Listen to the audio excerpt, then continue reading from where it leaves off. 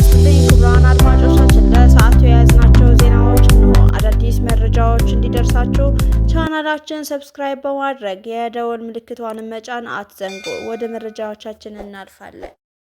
የትግራይ ብሔርተኝነት ድቃላ ነው። የጠቅላይ ሚኒስትሩ የምስራቅ አፍሪካ ጉዳዮች አማካሪ አቶ ጌታቸው ረዳ አብይ ቀጥቅጦ ነው ያሸነፈን በማለት መነጋገሪያ የሆኑት አቶ ጌታቸው የትግራይን ሕዝብ የከፈለውን መስዋዕትነት ክደው ለማንነቱ፣ ለመሬቱ፣ ለእህቱ እንባ፣ ለእናቱ ሐዘን፣ ለአባቱ ቁጭት፣ ለማህበረሰቡ ክብር፣ ለትግራይ ህልውና ሲል ደሙን ያፈሰሰው በሚሊዮን የሚቆጠር ወጣት ተቀጠቀጠ ብሎ መናገር፣ ለዛውም ወጣቱ ወጥቶ እንዲዋጋ ሲቀሰቅስ ከነበረ ሰው መስማት ያሳዝናል፣ ያማልም ጭምር። በእርግጥ ህወሓት ተቀጥቅጦ ሊሆን ይችላል፣ በፖለቲካም በጦርነትም እንዳይነሳ ሆኖ ተሸንፏል።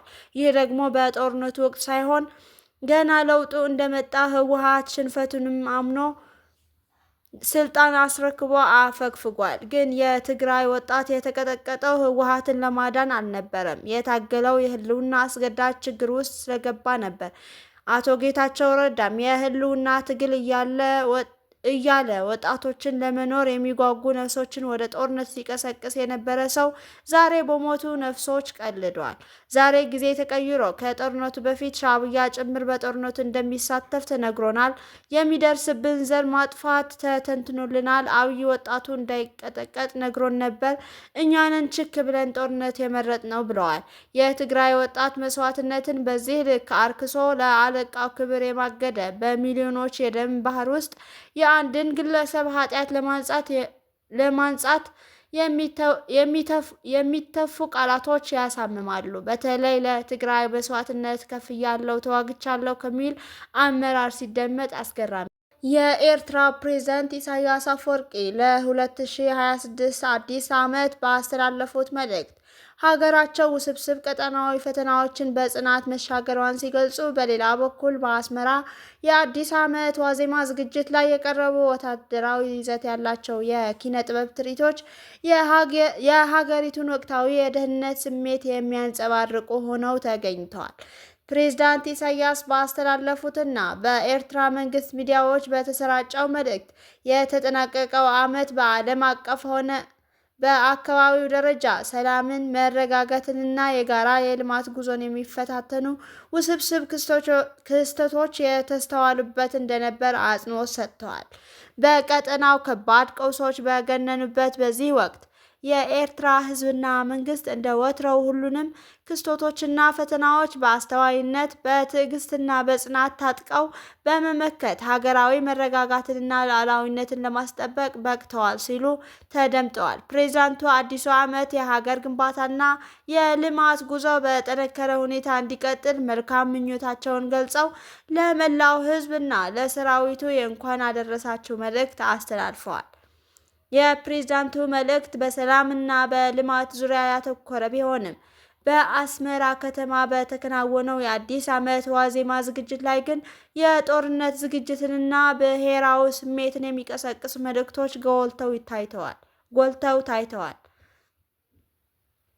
በዝግጅቱ ላይ ወታደራዊ የደንብ ልብስ የለበሱ የኪነ ጥበብ ባለሙያዎች ያቀረቡት ትርኢትና ግጥሞች በቀጥታ የቀይ ባህርን ባለቤትነትና የድንበር ጉዳይን የሚመለከቱ ነበሩ።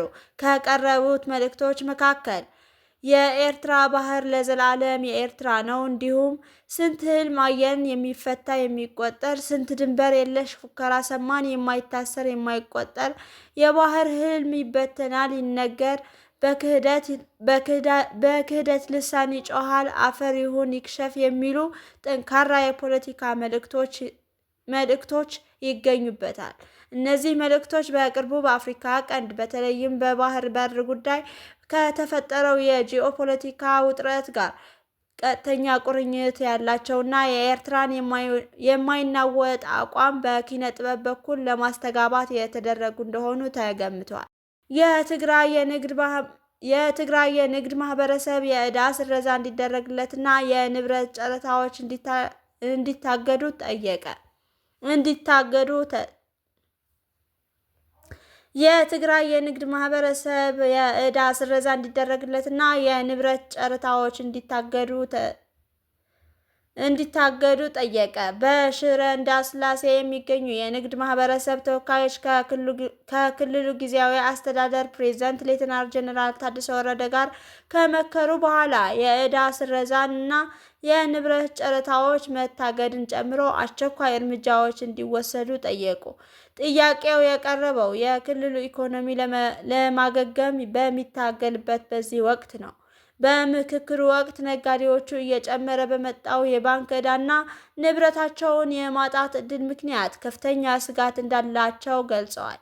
ብዙዎቹ ነጋዴዎች ባንኮች የተጠራቀመውን ብድር ለማስመለስ ንብረቶቻቸውን በጨረታ እንዲሸጡ ጫና እያደረጉባቸው መሆኑን የተናገሩ ሲሆን ቁጥራቸው እየበዛ የመጣ የንግድ ተቋማትም የመፈራረስ አደጋ ተደቅኖባቸዋል ሲሉ አስጠንቅቀዋል።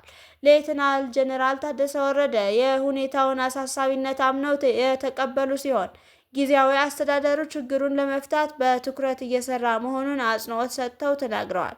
አክለውም የንግድ ማህበረሰቡ ለተጫነው ከፍተኛ የዕዳ ሸክም መፍትሄ እስኪገኝ ድረስ ውይይቱ እንደሚቀጥል ለተሳታፊዎቹ አረጋግጠዋል። አስተዳደሩ ጦርነቱና እሱን ተከትሎ የመጣው አለመረጋጋት በትግራይ የንግድ ዘርፍ ላይ ያሳደረውን ተጽዕኖ ይረዳል ያሉት ፕሬዝዳንቱ ተጨማሪ የኢኮኖሚ ውድቀትን ለመከላከልም የተቀናጀ እርምጃ መውሰድ እንደሚያስፈልግ እናምናለን ሲሉ ገልጸዋል።